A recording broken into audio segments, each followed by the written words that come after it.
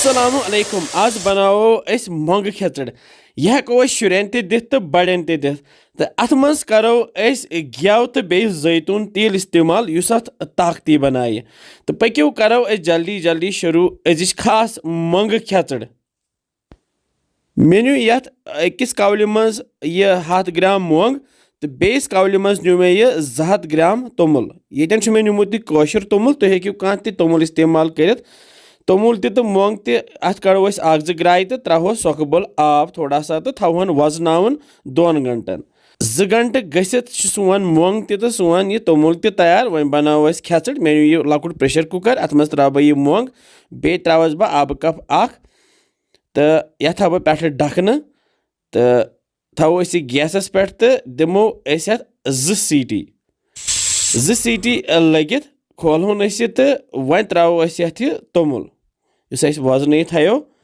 तो बे त्रो तेज पत्ता अख बे त्रोस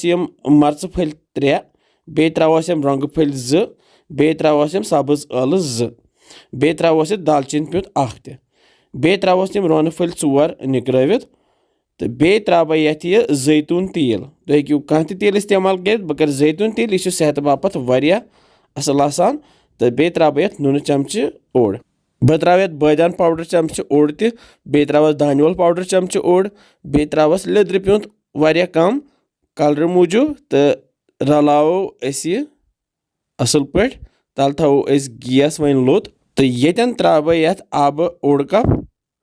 थवन बह यह साइडस कुन तो वन बना बह बगार मे लकट कड़ाई निम बगार खतरी कड़ाई आसान अत त्रो मे गेव चमचे 2 यह गरम गसित त्रा बह जीर चमचे ओड़ तो यह तैयार गसित तुल बह यह बगार तो त्रा बह ये खेचड़ पे थोस ढकन वन तो दिम बह 4 to 5 सीटी लतिस पे युत कल वन तैयार ग 4 to 5 सीटी लगित खोलन बह तो सन खेचड़ बिल्कुल तैयार वुस किस खेचड़ बने माशाअल्लाह यपर ओन मे बान तो फिरहन ये मज वो जबरदस्त तो येन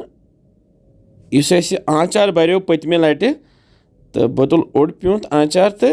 यह त्रा बह ये साइडस कुन तो अथ सी खेमोन यह अगर सेटिन तस सी अगर बचन दिवान हेको तिमन आचार बगैर दित बच्चे खेन शौक सान तो वमे तुम बनइव यह तो बेज वनान क्या बसान सान रेसिपीज तो इंशाल्लाह समको बे कैसन मजेदार रेसिपियन तुत काल थो पन ख्याल बिहु रबस हवाल अस्सलामु अलैकुम।